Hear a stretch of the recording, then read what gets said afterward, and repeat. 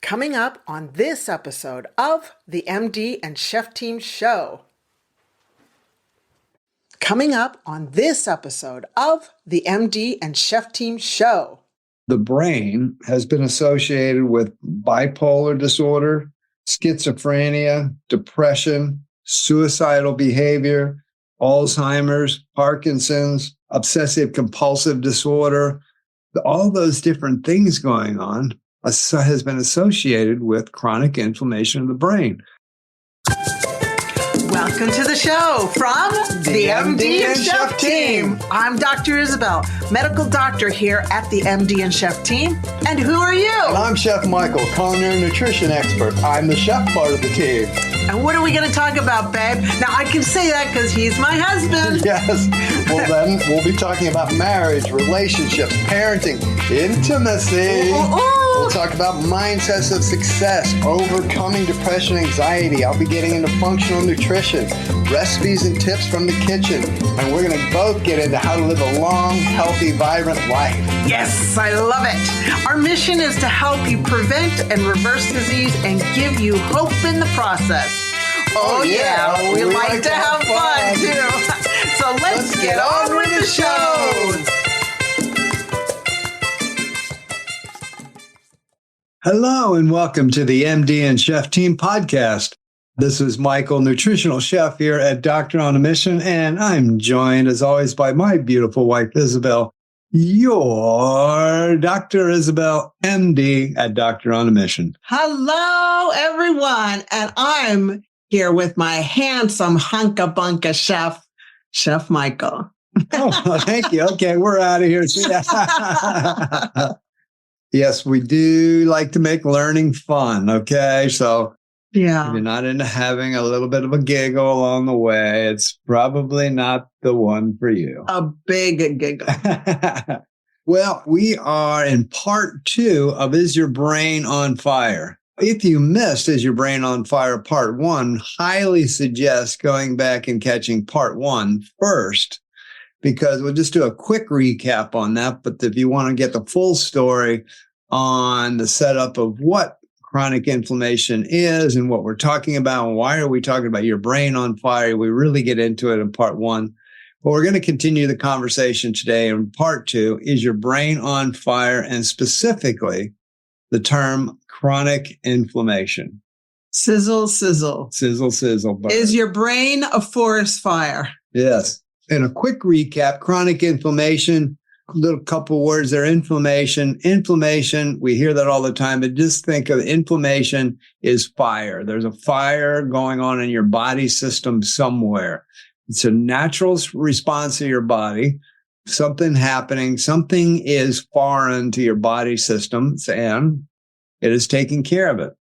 But the one we're talking about today is chronic inflammation, because there is acute inflammation and chronic inflammation. Now, acute is when, let's say you cut yourself, you have a big injury, your body will go into swelling. It will, create a scab over that cut or that hurt and heal itself. You might get black and blue, but these things happen when it's acute. You get taken care of. And then the fire goes out, because once you've healed, the body doesn't need to do that anymore. You're good to go. And it's all good. The body's done what it's supposed to do. Mm-hmm. The body is so smart. The body is amazing. Oh, I love the body. It's so good. Yes, it is so cool when we really understand how it all works. Wow. Wow. Yes. We're talking today about chronic inflammation of the body and specifically of the brain.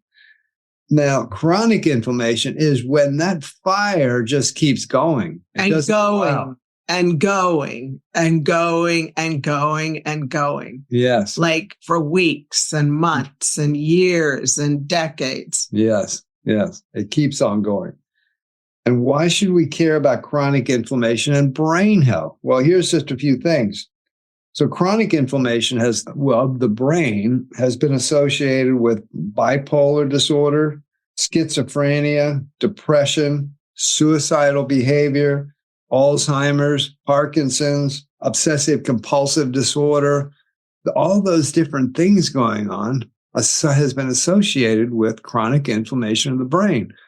Well, when we get into talking about brain health, because Isabel and I here at Doctor on a Mission, what do you say when you talk about mental health?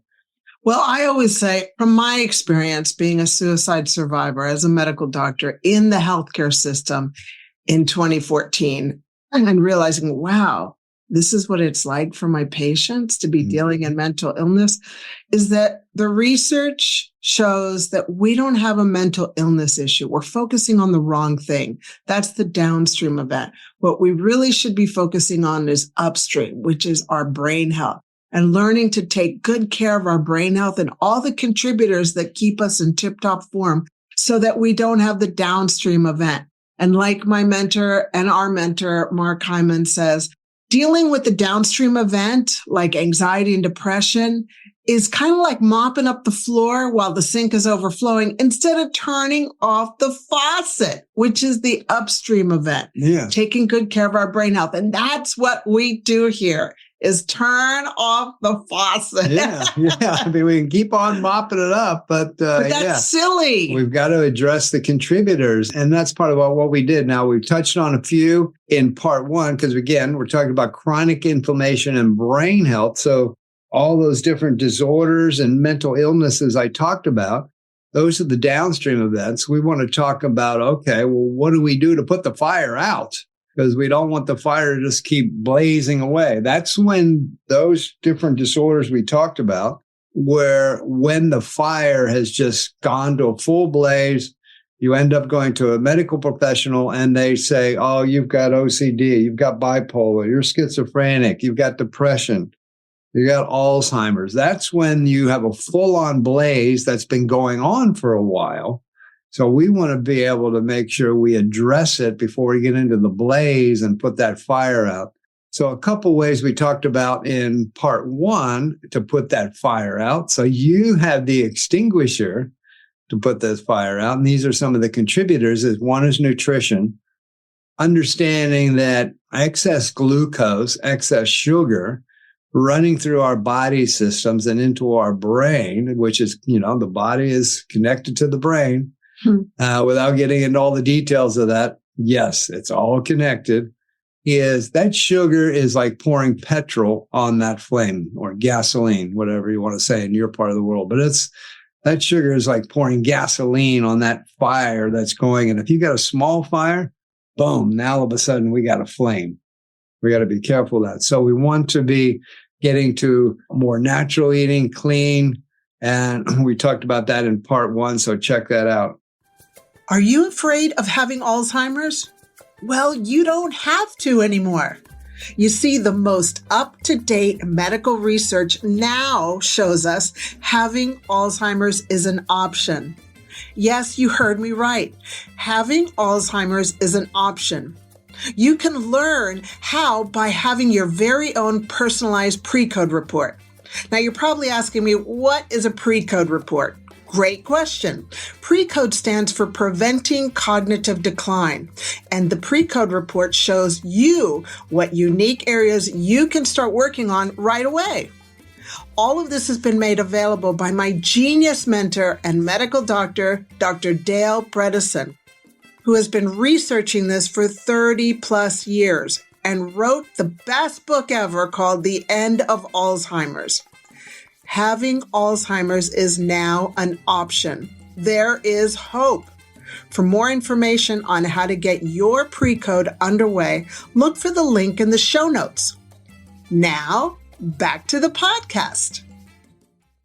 And also in part one, we addressed hydration. You want to make sure you're totally hydrated. And that is through water, not coffee, tea, and soda drinks and fizzy drinks and all that stuff, not sugary drinks, but water. And check that out. So today, let's address two more areas to help us to put out the flame. One area is exercise. It's amazing what exercise does for our brain health. Number one, it gets the heart going. It gets the blood flowing because, as you talked about in part one, we've got a liter of blood flowing through our brain every minute. So we want to make sure that keeps on flowing. That's right. And pumping. And good oxygenated blood. Oxygenated blood. Because oxygen is food for the brain. Right on. Right on.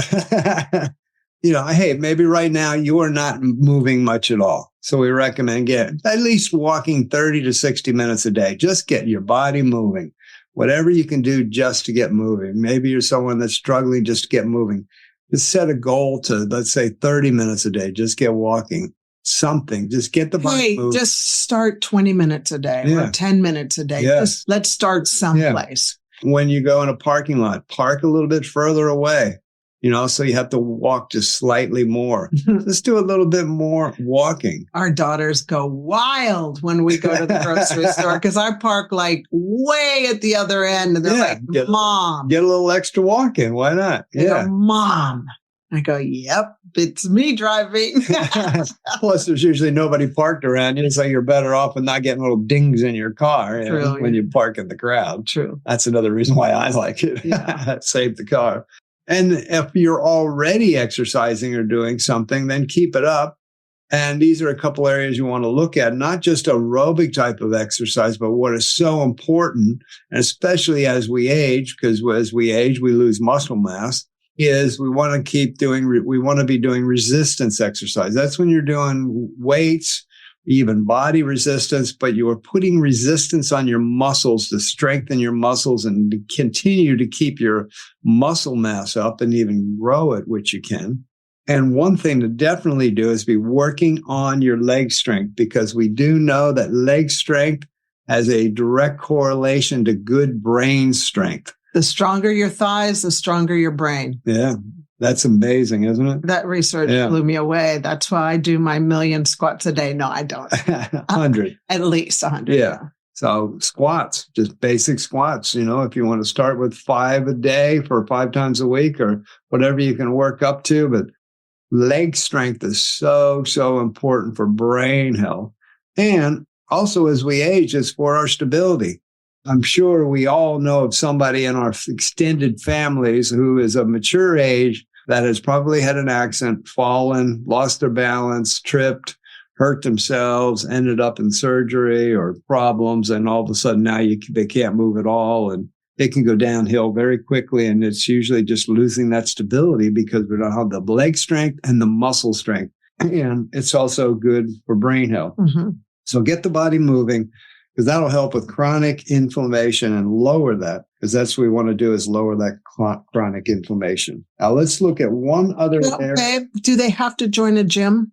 No. To do resistance training? No, we do it at home. We do it at home. We got a couple of different weights, and we just go on YouTube and follow a certain person, and she just helps us stay strong. Yeah. I mean, yep. If you're the type of person that wants to go to the gym because you need that from the motivation point of view, fantastic, but you don't have to.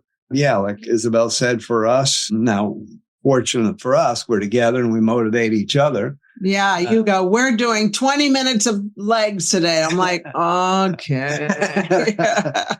Well, for a couple $100, you can get yourself plenty of goodies at home that you can work on your resistance and get that going. Mm-hmm. All right. Yeah. Yeah. So you don't need the gym. No, you don't. And the other thing today is we want to talk about managing stress. This is so, so important for brain health, because let's admit it, we've all got stress in our lives. I mean, if you don't have stress in your life, I'm not quite sure what could be going on. I don't know. If you don't. Not living here on Earth. I don't know. With society, you possibly that don't have any stress. But so it's not about eliminating stress, but it's managing it so that we don't have that chronic inflammation of the brain from stress. I do want to interject here that stress increases our cortisol hormone. And cortisol, we know, will shrink a part of the brain called the hippocampus, which is our memory center. So we do want to learn how to control our stress response so that our cortisol level, our hormone levels aren't high and our memory center isn't shrinking. Yes. Yeah. Great That's point. why I always try and control my stress. Yeah. Because I want to be able to have good memory. You don't want your memory center shrinking. Yeah. Yeah.